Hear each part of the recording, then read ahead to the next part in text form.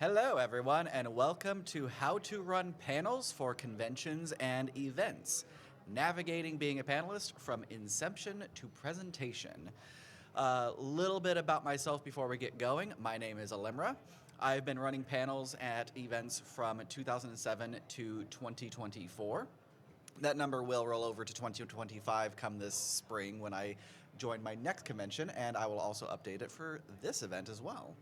I am a panels coordinator, live programming manager, and assistant director of programming at SakuraCon, a Seattle-based anime and video game convention.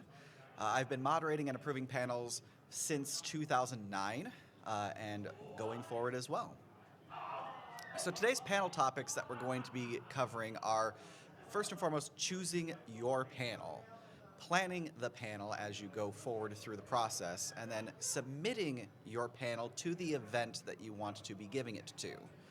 From there, we'll be discussing the actual practice of the panel work itself, presentation pointers, and then going through a quick pre-event checklist, which is something that a lot of people forget when they're on their way going to their events before they do their presentation. Then, of course, it's going to be showtime. And then we're also going to talk about future panel ideas for events that are coming up after the one that you've just completed. So first thing that we're going to be discussing is choosing your panel. This might seem a little bit silly to kind of talk about what it is that you might be wanting to choose for your panel, because you're going to be going down like, what are your hobbies? Obviously, we're here at GDQ. All of us have one thing in common: video games. If nothing else, we are gamers at heart. So this would be a good opportunity to run panels specifically related to your favorite video games or other video game related content. Another one that you might not necessarily think of is, what is your profession? If you're going to a more occupationally aligned event, you might consider running a panel based off of your convention or your profession at the convention. For example, I work in landline phone repair as my day job. I could talk endlessly about the lengths that it goes through in order to fix a landline phone system and what that looks like. We could also talk about passions. You could have passions outside of just your hobbies and your professions. I am an avid foodie, not just consuming food over at restaurants, but also I do cook significantly as well in my off time. I also like the concept of food media throughout the use of not just food channels, but also in anime, video games, and so forth. It's another possible panel that I personally could run that might spark some interest with a broader audience. Now, that you've kind of talked a little bit about what you could run a panel through in your mind, think about the types of panels that you might be interested in running. And there's a few more types that you might not realize that are out there. Obviously, there's going to be informational panels, such as this one, how to run your own panel. There are also tutorials and guides. This has a lot of crossover with the informational types of panels. However, these tutorials and guides are a bit more step-by-step rather than just giving a lot of information about a broad topic. They tend to be a little bit more focused and a little bit more granular in their discussions. There are also performances. One of the ones that we get very heavily over at my convention is we have people doing idol-style presentations and even lip-sync battles. Those are very, very popular panels in a standard anime and video game convention sphere. We also have games.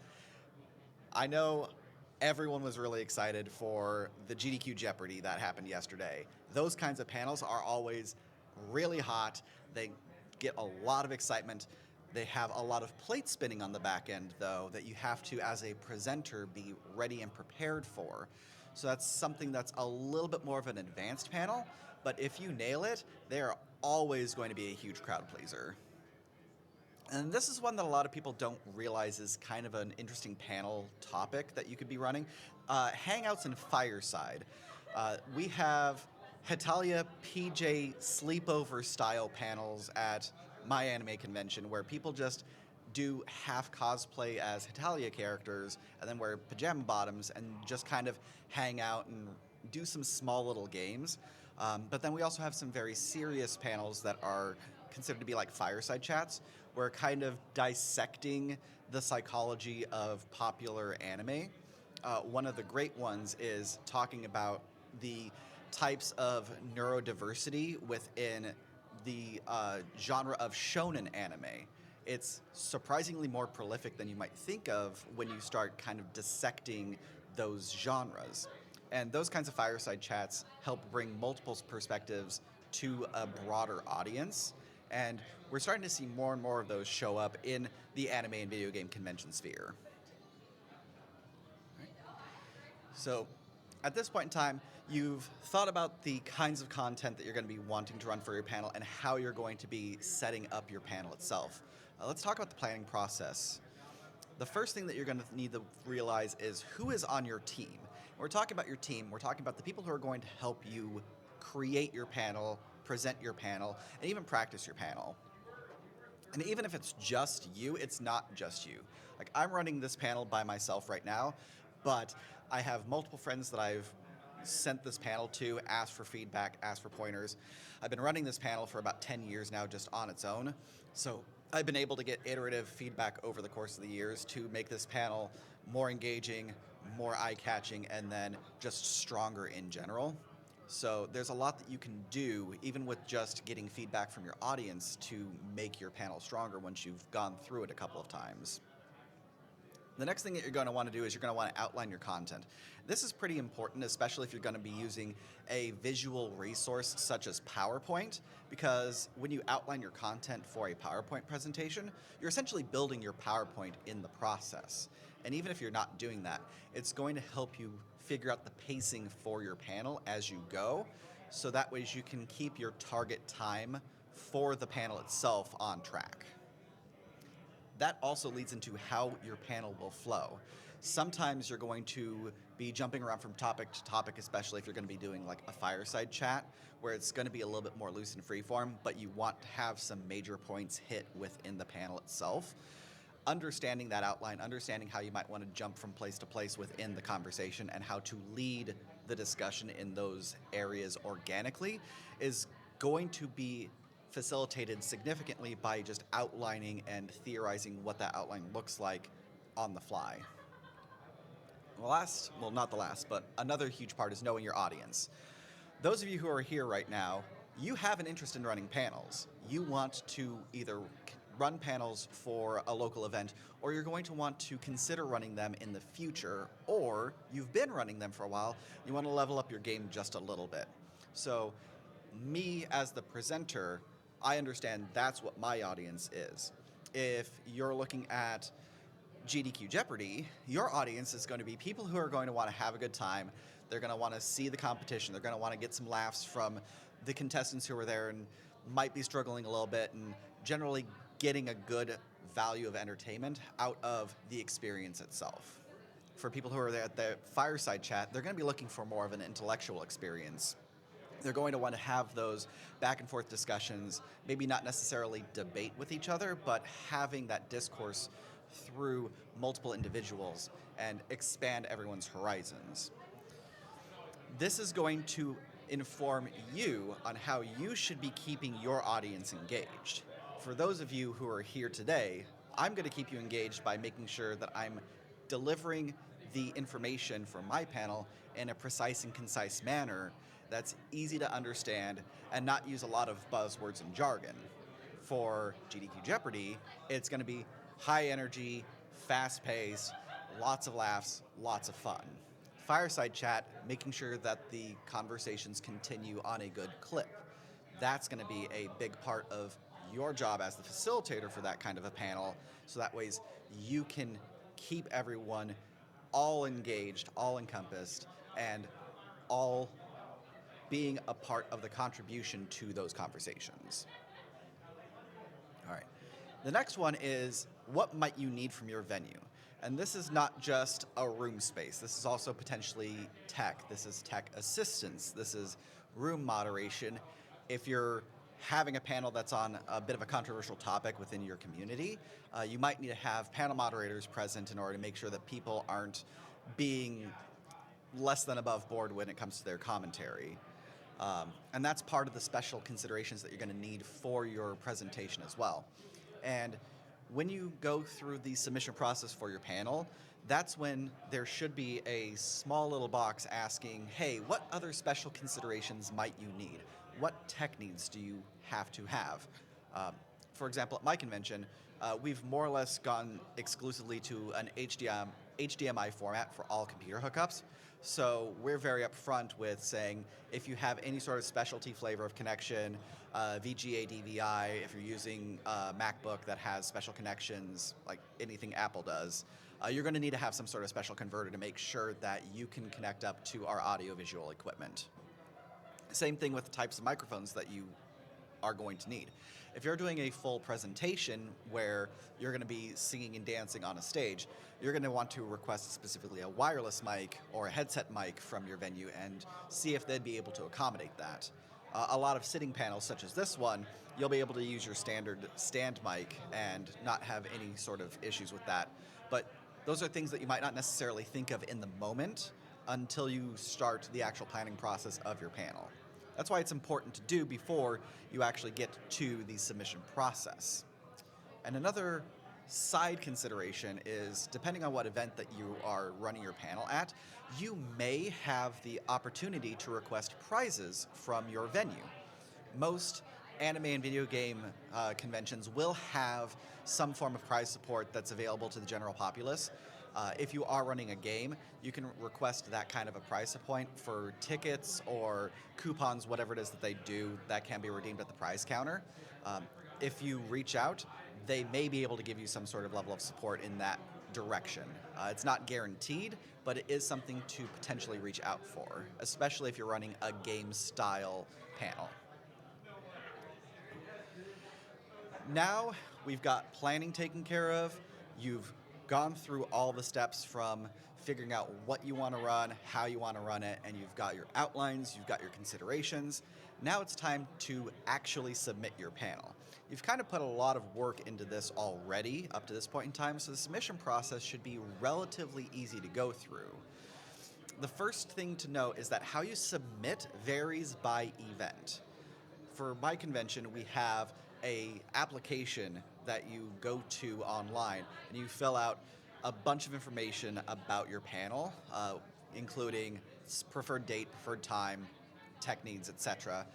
For GDQ, when I submitted my panel, I provided the name, my information, the description, and my preferred amount of time for the panel, which I can run this in a good 60-minute block for a pretty fast clip. But 90 minutes, I'm very upfront about, is kind of my preferred, especially if there's a lot of engagement from the individuals who are in the audience, if they have a lot of questions. But there's always the opportunity for a shorter panel to be able to kind of reconvene outside the panel space if there are additional questions. Something to consider when submitting as well. If there is a panel submission FAQ, pretty please with sugar on top, make sure to read that FAQ. It'll go over rating systems if they have like a MPAA style G, PG, PG-13, and R-rated rating system for your panels. I'll let you know if you do want to submit requests for prize support, what does that look like? There'll even occasionally be badge reimbursement policies for certain conventions. Like mine in particular, if you run at least an hour of panels for SakuraCon, you qualify for compensated badge for you and a few of the individuals who are working with you for your panel. It's actually becoming a lot more commonplace in the anime and video game convention sphere for panelists who get accepted within that convention to get compensated badges. So that will have a completely separate process that you'll need to go through if you are accepted. All right. This is probably one of the most important parts of the panel submission process. You are pitching and selling your content when you are submitting. And what that means is you want to, when you're putting your submission forward, make it as exciting and engaging as possible to grab people's attention and bring them to your event. You do this through putting in a good, catchy panel name. The formal name for this particular panel is How to Run Panels for Events and Conventions. The eye-catching name for this panel is the How to Panel a Panel panel. It's funny, it's nonsensical, but it sticks with you. And when you see that, you're just like, wait a second, the How to Panel a Panel panel? And that then draws you into the panel description, which a lot of conventions will just take the panel description that you have and drop it directly into their content guide. So what you put there is exactly what's going to show up on a guidebook app, the convention website directly itself, a Google Drive document that has all the information for the panels. That's what's going to show verbatim significantly more often than not. So make sure that you're going through, you have your copyright, or not your copyright, your copy done for typesetting, there's no grammar issues, there's no typos. That will help make your presentation look more professional and make people want to come in and be a part of your presentation. Make sure you also understand your panel duration. That's what outlining is going to help with as well. You'll be able to be like, okay, I know that this is going to be roughly within a 60 to 90 minute range for my panel. What can I do to make sure that I understand what my upper limit for my content is, so that way I don't accidentally go over? I always tell everyone, if it's your first time running a panel, or it's your first time running a specific type of panel, always aim a little bit more than what you think you need. That's why I typically submit this as 90 minutes, but I know I can make it work in the 60. For most people running panels, they're just like, oh, I can run this quick like primer on Naruto in about 30 minutes. When I see those kinds of panels, I tend to send them a quick email. I'm just like, are you sure you want 30 minutes for this? I can give you 60. If you think you might talk a little bit or you might tangent, we could even go for 90. That's something to consider when you're doing your submissions. And then understanding your tech needs and your special notes. We talked about this a little bit in the previous slide. Understanding whether or not the convention that you are participating in only works in HDMI, or if they have VGA, DVI, or any sort of Mac hookups that they're capable of assisting with is going to be a huge part. Nothing feels worse than like thinking that everything's going to be fully provided and then literally nothing is there, and you kind of have to scramble to figure out how you can make it work without canceling your panel. It's a lot of unneeded stress. Just make sure you're very upfront with your convention, so that way they can work with you and let you know what they can do on your behalf. Same thing with the special notes. One of the best stories that I have from my convention is someone once asked me, is there a way we can get a coffin on stage? And the context of that ask is someone wanted to run a Helsing Ultimate cosplay style performance, and they wanted to have their Alucard come out of a full coffin that they built from the ground up. And that was the first time I've ever gotten that kind of a request before. I spoke with our operations team and said, hey, is there any possibility that we could turn around and use the freight elevator for this panelist? And they said, absolutely, we can get it registered with the convention center, they can get access to it. And the funny thing is that after we figured that out from our perspective, we actually were able to use that as a clause within our cultural presenters program to draw in taiko drum professionals. Because we knew that we could have general access to that freight elevator so long as they were being escorted, it opened up a large amount of additional content to us. So even asking some of those oddball questions might end up being a larger benefit for the convention or organization further on down the line. All right. So this is going to be one of the more contentious ones, is time conflicts. If you are running a panel at a convention, be mindful of your own time conflicts. Don't spring them last second on the organization that you're submitting the panel to. And be realistic with what it is that you're asking for from your time conflicts. Something like GDQ, if you know you're going to be a runner and you know what your schedule already looks like, be upfront with the panels team and just be like, hey, I'm a runner or I'm on the couch for this run at this time. My only ask is that I'm not scheduled up against that. Hopefully they'll be able to accommodate. For an anime and video game convention, if you come to me with the ask of, I want Saturday prime time only, don't schedule me against the cosplay contest, the AMV contest, cosplay chess, or anything involving any martial arts demonstration, I'm going to look at you very disappointedly. um, it makes it very difficult on our end for schedulers to find those tiny little pockets of absolute perfection for you when you have so many conflicts and we are very stringent with when it is that you're able to be a presenter. Obviously, sometimes travel arrangements are going to get in the way. That's part of the reason why on Sundays we try to get additional benefits for panelists who are willing to run on Sundays, because we know our convention's always on Easter. People are always flying out on Sundays. They have to get checked out of their hotels at 11 o'clock, so that adds a further layer of complication. So we are sensitive to that, and most conventions and organizations are also sensitive to that as well. So just be upfront if it's a hard, like, we cannot do this because of travel, running other things, etc. The team is more than happy to accommodate 99% of the time when it comes to those kind of hard asks. It's the, I really want to see these 97 things and don't schedule it against me. That's when the preferences get in the way a little bit too much. All right, so we've now submitted the panel. It's go time. Practice before you even get the confirmation of whether or not your panel is accepted.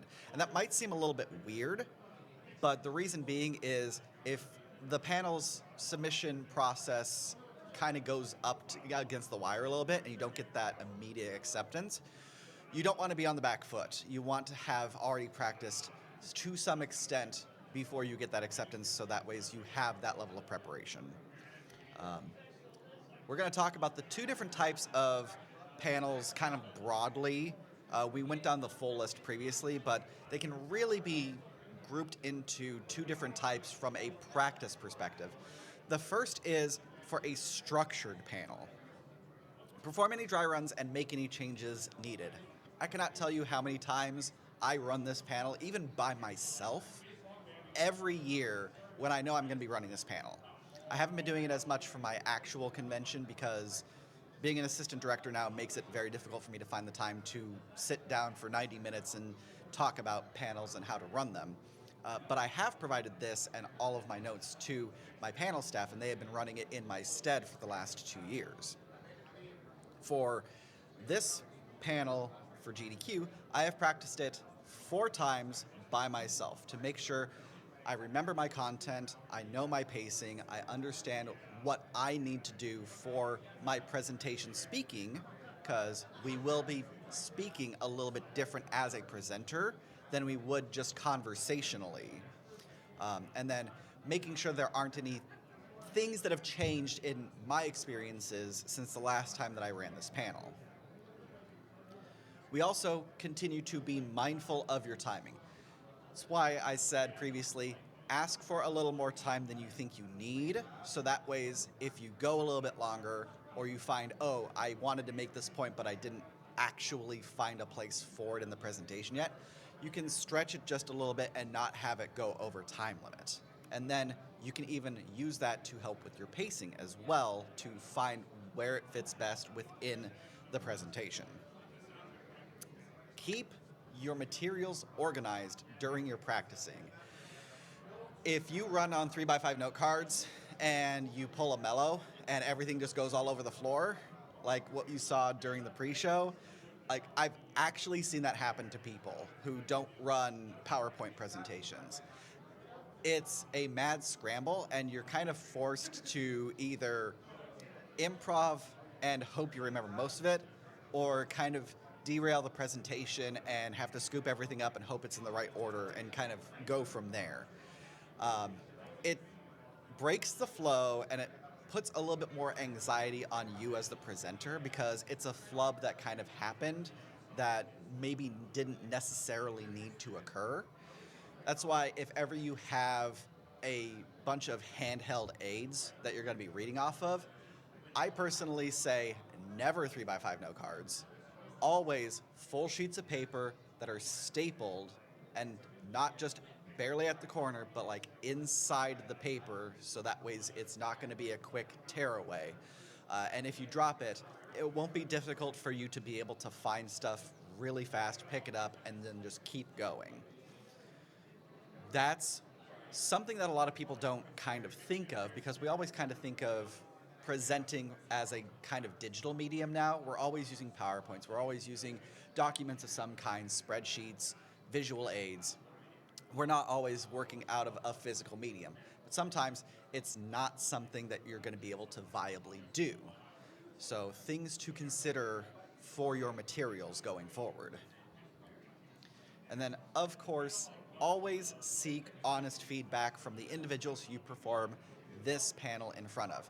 Even if it's by yourself, you can still think back on how did this panel feel as I was running it. One of the things that I remember someone telling me is that they would actually run their panel in front of a bunch of stuffed animals to give the illusion of the audience. And they thought back on like the characters of the stuffed animals, like there'd be like a Sonic the Hedgehog plushie, a Knuckles plushie, and they would think to themselves, in the voice of that plushie, what would Sonic think of my panel? What would Knuckles think of my panel? And even something as kind of innocuous as that, it could lead to a greater level of insight if you don't have another person to kind of bounce this off of, or if you don't have multiple people that you can perform in front of. It seems silly, it works. It worked for that person.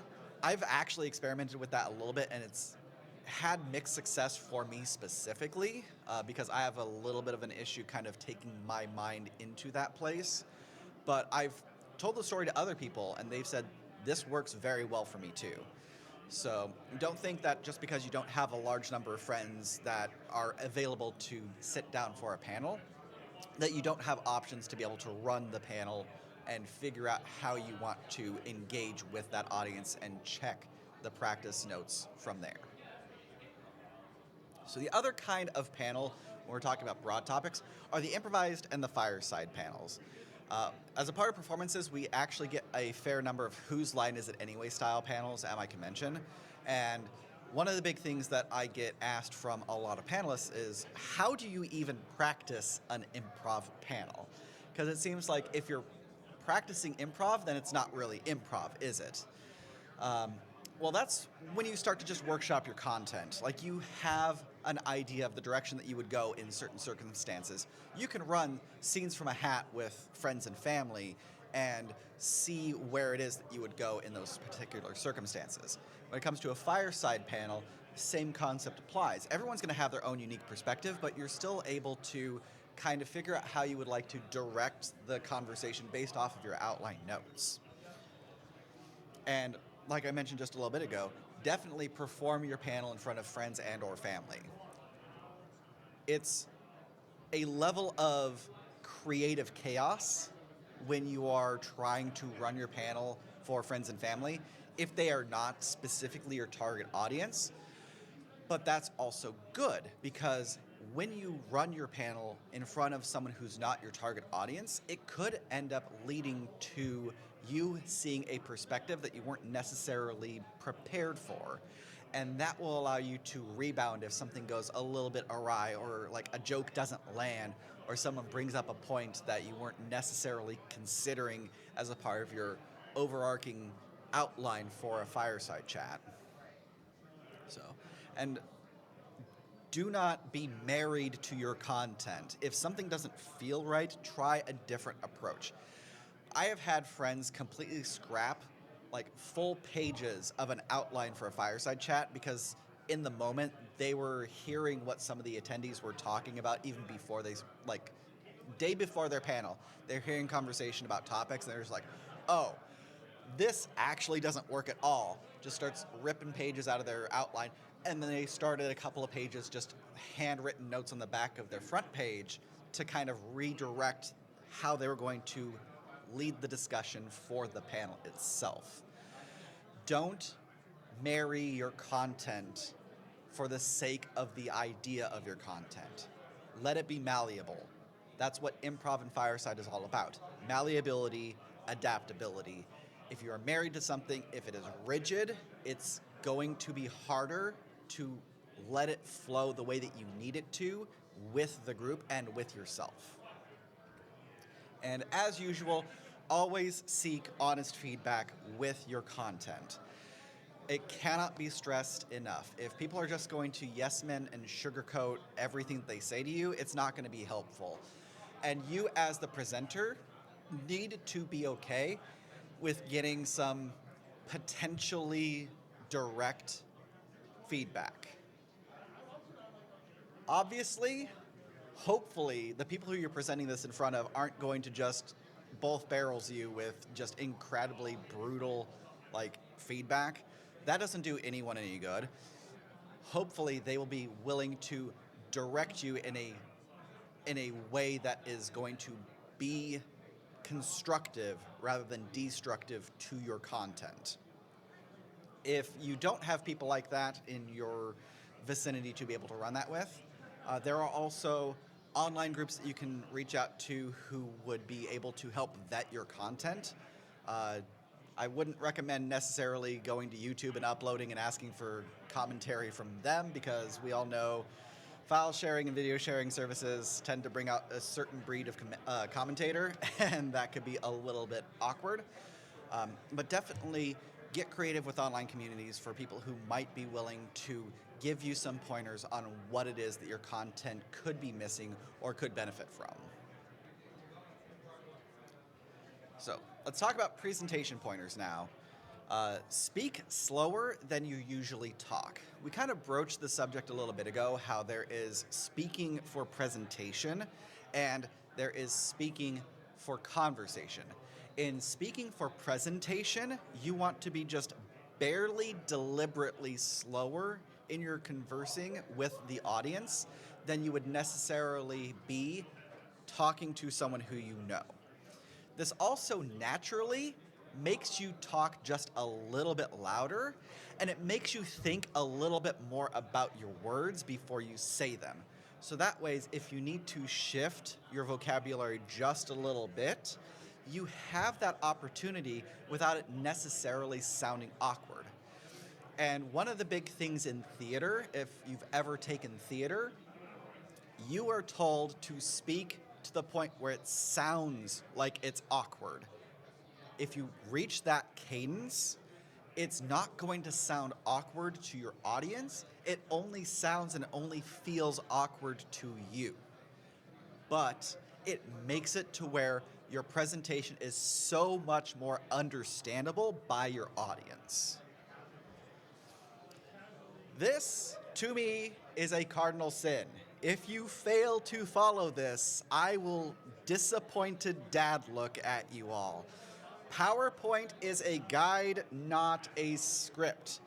We talked at the very beginning and at multiple points throughout this presentation to outline, and your outline is a PowerPoint. If you go in that direction, it should be very quick to create your PowerPoint based off of your outline notes. Fill in the gaps. At every bullet point that I have had in this presentation, I have been able to expand upon the concept of each bullet point for a few minutes to be able to help explain what it is that the bullet point is trying to convey. It's very similar to the concept of essay writing in college, where you have to have evidence, commentary, evidence, commentary. Very similar in those concepts. Treat your bullet points like they are your evidence, and what's not on the page is your commentary. One of the really awesome things that PowerPoint has done in the recent past is they have a small little box that says presenter's notes. You can put your own commentary in those presenter's notes. And if you have yours set up with multiple monitors for a presentation of a PowerPoint, you can have those notes up on your screen and they won't show on the actual presentation slide itself. That works for a dual monitor setup. If it's a single monitor setup, it's not going to work necessarily as well, but I still highly recommend that you fill in those notes, because if nothing else, it reinforces your own commentary in your own mind. It's an extra layer of practice without actually having to do a dry run of your presentation itself. So, flashy visuals. I'm sure those of us who have used PowerPoint when we were in elementary school and in junior high have done crazy transitions, not just with the bullet points flying off a screen, but doing star wipes on the transitions. Like, those are very distracting. The more motion that you have on a transition, the more visual noise is going to happen, and the more it's going to take your audience out of the presentation itself. As someone who speaks very confidently but also uses their hands a lot when presenting, as you might have been able to notice just a little bit, my gesturing is going to be distracting enough as it is, but my gesturing is also going to give emphasis to what it is that I'm saying and what it is that I'm presenting. Flying text that's literally spinning 360 degrees all over the place on the screen is going to detract from you as the presenter and ultimately going to detract from the rest of what is on your screen because it's going to be covering up points as they fly in. Let your passion shine through. There's a reason why when we're talking about what could you be using as a presentation for your panel, hobbies, occupation, passions, anime, video games, me knowing landline communication, me being a huge food nerd. Those are things that I can talk about confidently and passionately, literally at any point in time. You catch me when I'm like doing some Evil Zone stuff and you're just like, hey, what great restaurants have you had since you've been here in Pittsburgh? I'm just like, Forbes Tavern, Yuzu Kitchen, The Yard, and I can break down literally everything that I had at each of those places because I am passionate about food. If you have that level of passion in your presentation, it is naturally drawing to people. They want to hear what you have to say because you are speaking with passion, you are speaking with authority, even if it's from an opinion perspective. You own your opinion by speaking so passionately, and people are naturally drawn to that communication style. And that also lets you own the room.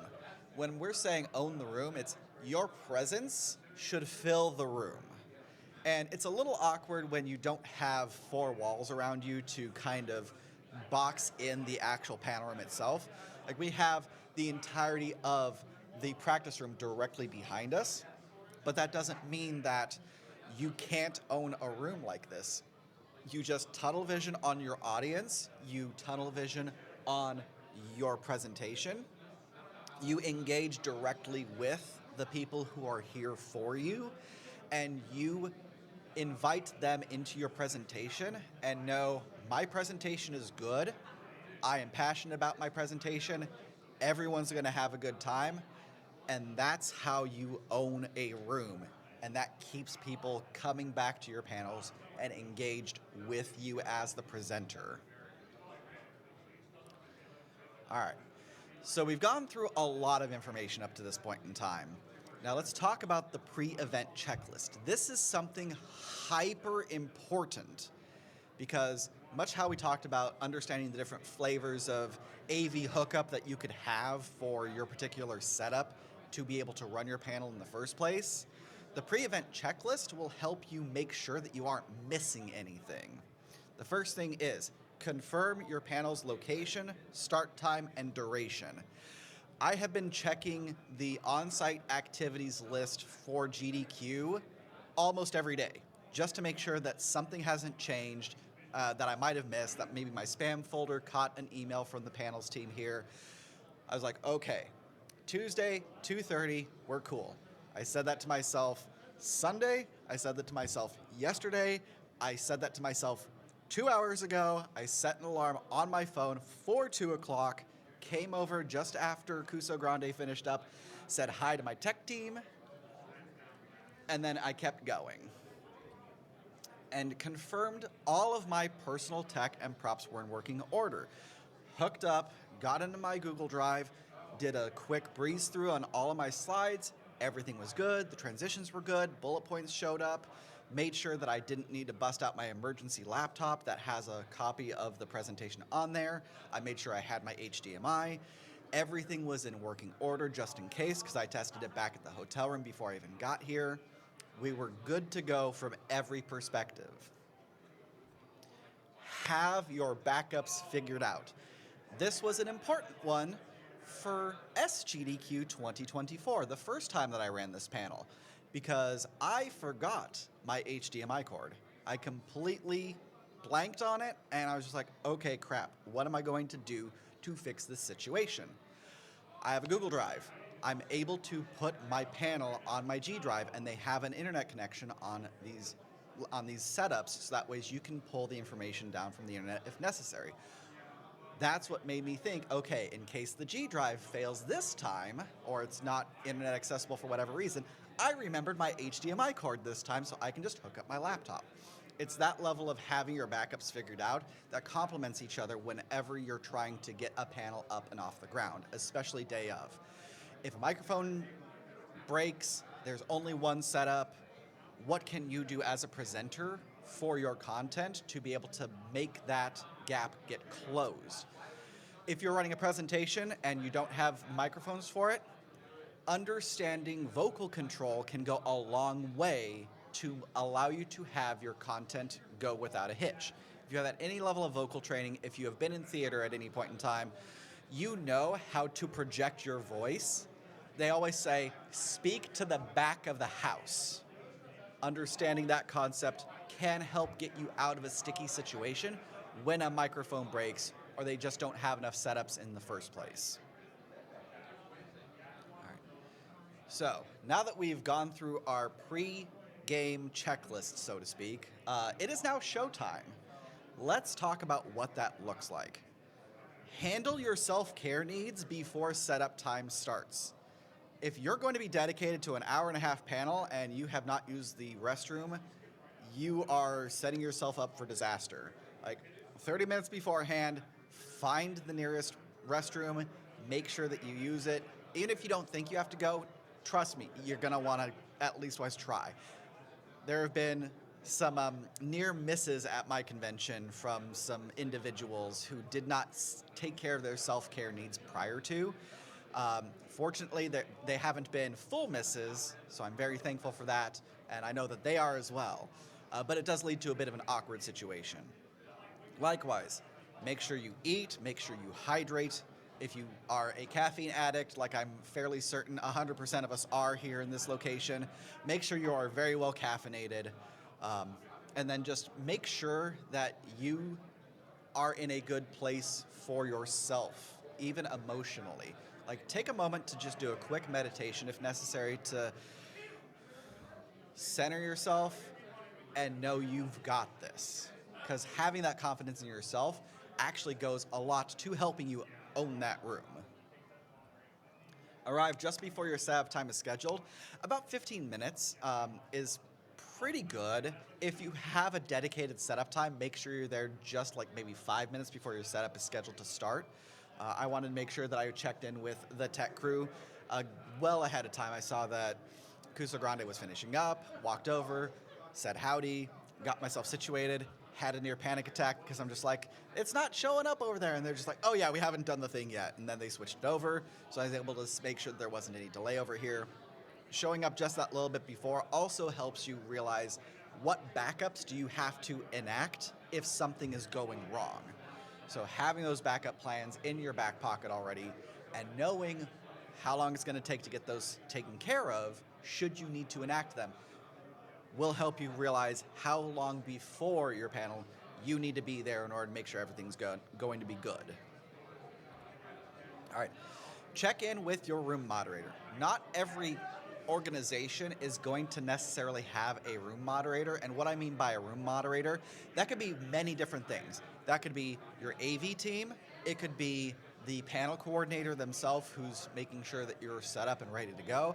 It could be a team of individuals who are there to help take metrics on the panel utilization for a specific room, or a team who's making sure that you're not violating the rating content that you put out there, like saying F-bombs in a PG panel.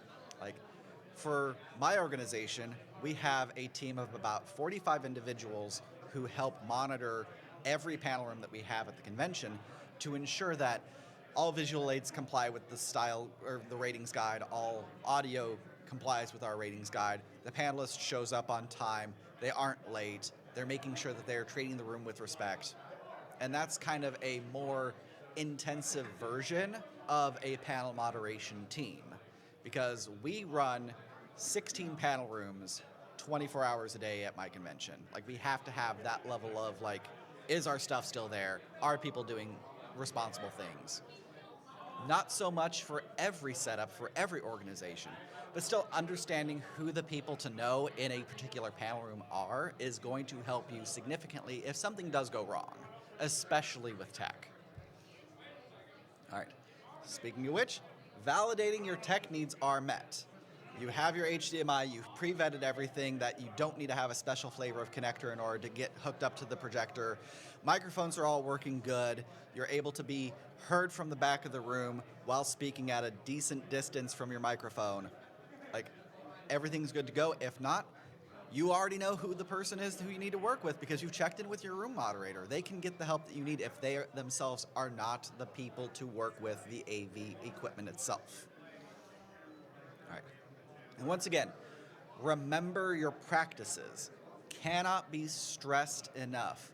You've got this. You've practiced it. You've put the time into it. You've put the effort into it. You've got the notes. You've made your outline. If you start having an anxiety moment because it's now the moment, there's 2 minutes away, you have a cough, and it's kind of throwing you off your game a little bit, you've got this. You've practiced this. You're good to go. Have that level of confidence in yourself, your presentation skills, and your content. And now, the end is near, and so we face the final slideshow. All right, for your future panels, once you have completed your panel, reflect on what it is that you just did. Take pride in the fact that you have just performed public speaking. That is something that horrifies 80% of Americans, is public speaking. So first and foremost, congratulate yourself on that achievement. There are so many people who just shy away from such a thing that it really, really is an important, impactful skill, and you should be proud of yourself for completing a panel. It also lets you think a little bit more objectively about what it is that you're doing as a panelist. Think about the journey that you took when you were creating your panel. From the inception of the idea, going through, making your outline, making sure that you understood your pacing, you performed your practices, you did everything that you needed to do to be an effective presenter. You figured out your presentation pointers. You talked with the people who you were performing the panel on behalf of with the organization. Hopefully, you enjoyed everything that went into this process. You enjoyed it all, and you hopefully want to do it again. Would you want to run this particular panel exactly as it is? The question is a very important one. Do you need to change stuff? Do you need to move things around? Do you need to workshop it a little bit more? These are questions that are very important, especially if you do want to continue to run the exact same panel. And there's no obligation to run the exact same panel at any of the organizations that you might be putting this out for. Like, I enjoy running this particular panel. It's very cozy for me. If someone was asking me to run a how do you manage to complete the Pokemon Pokedex naming challenge in under 90 minutes, I would be terrified because I did not get halfway through that challenge when I tried it. So you don't have to be married to the exact same thing, but you do want to understand where you might want to go with your presentations in the future. Think about those other panels that you do want to run. Like, I have so many friends who I try to get them to run panels because I know that they can speak with authority about the topics that they love so much. Final Fantasy XIV, Avatar: The Last Airbender, Star Trek, Star Wars, Naruto, Boruto, Shokugeki, like so many things that I try to get all of my friends to run, and I respect them for wanting to stay out of running panels. If ever they get the bug though, I'm going to ask them these exact things. Think about your journey. Would you want to run that again? If not, you have so many other hobbies. You have your profession, you have your passions. Would one of those be better served for you as a presenter and suit your presentation style more? Those are very important to consider. With your experience, is there a more ambitious project you would like to present? Would you like to assemble a coffin for a Helsing Ultimate fan panel that would have Alucard come out of the coffin as a part of the performance piece? Legitimately, one of the best stories, again, I have ever had from a convention-going experience running a convention is having that ask. The panelists only felt they could do that because they were running panels for SakuraCon for 6 years beforehand. We have one of our longest standing panel groups that does a cosplay show revolving around Zap Brannigan from Futurama being put together with anime and video game characters of all walks of life. He started out in a 300 capacity room. The next year, he filled that room to capacity. The next year after that, we put him in a 500 capacity room. He capped it. The next year, we put him in a 1,000 capacity room, and that's where he was staying until last year when we were able to get him on our brand new fashion stage in one of the new convention spaces. And that was a 1,500 capacity room, and he still capped it. The more that you get comfortable with running panels, the more experience you get as a presenter, the more ambitious you can make your content. He now runs 5 panels. He is our premier fan panelist, him and his group of 8 people. It also made things like the Cosplay Wrestling Federation a lot more viable to run at our convention. We are now having larger skits with a lot more artifice to them being put onto our stages. We just got asked for our 18 plus cosplay contest if someone could bring in a pole for dancing because they wanted to do a more intensive burlesque style performance. You don't know if you don't ask if it's possible. I mean, within reasons and reasonable means, something like that could be run at my convention. They just need to make sure that they are appropriate for their rating at all times and do not violate city, state, and other decency codes. Because it is a convention space, there are very specific rules around such things. But having that confidence in yourself as a presenter will lead you to potentially doing more and more. And don't shy away from it. Vocalize it. Ask it. Ask yourself. Ask your team. Is this something we could do? Is this something we could achieve together? And is this something that would be fulfilling? Because ultimately that's the big thing about running panels, is this should be a quest of fulfillment for yourself and for your audience. You want to put this out there. You're putting a piece of yourself out there for someone in the audience, someone who you either want to give information to, who you want to give a tutorial to, who you want to put on a good show for. And that person taking that and appreciating what you're giving them. If that fulfills you, absolutely please run panels because it is a very rewarding experience. So, and with that, we are now at the Q&A portion. Does anyone have any questions that they would like to ask? If not, there's no pressure. I will still be around and will be able to answer questions on the side. So don't feel the need to have to speak up if you are not comfortable doing so.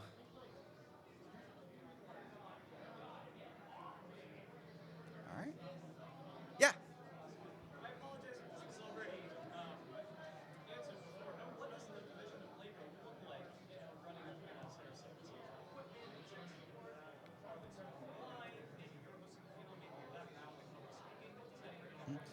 So the question was, what does the division of labor for a panel look like? And one of the big things is that really depends on not just your team as a panel team, but also on the back end of whomever it is that you're running the panel on behalf of. And this is an incredibly great question, and one that I've actually never been asked before. So thank you very much for giving me a question I haven't heard in like 10 years of running this panel. I really appreciate it. So from a personal panel perspective, I'm one person running this one panel. So the onus of running the panel is all on me from inception to execution. That doesn't mean that you don't have a team at your back to help you. I have friends, I have family. I've run this panel with them in the past and I've gotten their feedback from. So you can definitely crowdsource a little bit of like the fine tuning and does this work, does this not work, how can I make it a little bit stronger? From a tech perspective, because I have experience within the convention scene, I know that 99% of organizations will give you a basic panel setup very similar to this one that you'll be able to use. They'll have mics, they'll have an interface for your media if you're going to be having visual aids, they're going to give you some level of projector if they are able to for the visual aids if they are digital. But these are all things that you can cover with reaching out to them during your panel submission, asking them if there's any special tech needs that you need to be aware of, and that will help you spin your tech as well. Additionally, there's usually going to be some level of audio-visual team that's going to be on site in case something breaks. I have never heard of a serious convention having a panelist try to fix their own tech issues. If anything, an organization will be like, pretty please with sugar on top, don't touch anything. Like, we don't want you to potentially break it even further. We have people who we can send out there who will be able to handle it for you. And they will be able to take that burden onto them. So, ideally, you and your team should only ever really need to focus on your presentation. Yeah. So, and if you have problems like outlining, if you need to reach out to someone who may not even necessarily be involved with your panel. Like, I have friends, if I'm having problems outlining, I'm just like, hey, I really need some ideas. Like, I'm at a block. This is kind of what it is that I'm trying to say, but the flow doesn't feel right in like any of the sections I've written here. Can I bounce some ideas off of you? Like, one of the things that we covered previously in the slideshow was even if you are running your panel and creating it by yourself, you're never truly alone. You have friends, you have family, you have internet friends who you'd be able to help get these solutions crowdsourced through. And there's always going to be like forums, Reddit, for all of its good and all of its bad. They will have a subreddit for public speaking, presentation, note taking, note building, you name it. It's simultaneously the worst thing on the internet and the best thing on the internet. So if you deign to cross that threshold, if worse comes to worse, if you have no other option and opportunities, it is something to consider. Any other questions? All right. Awesome. Thank you very much, everyone. It has been an absolute delight to run this panel at AGDQ 2025. If you have any questions, comments, I will be over there for a little bit and be more than happy to answer them for you.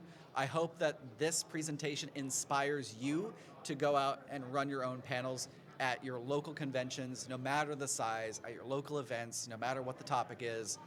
And I hope this goes a great way to helping you with public speaking confidence in front of people. Thank you again. Love you all.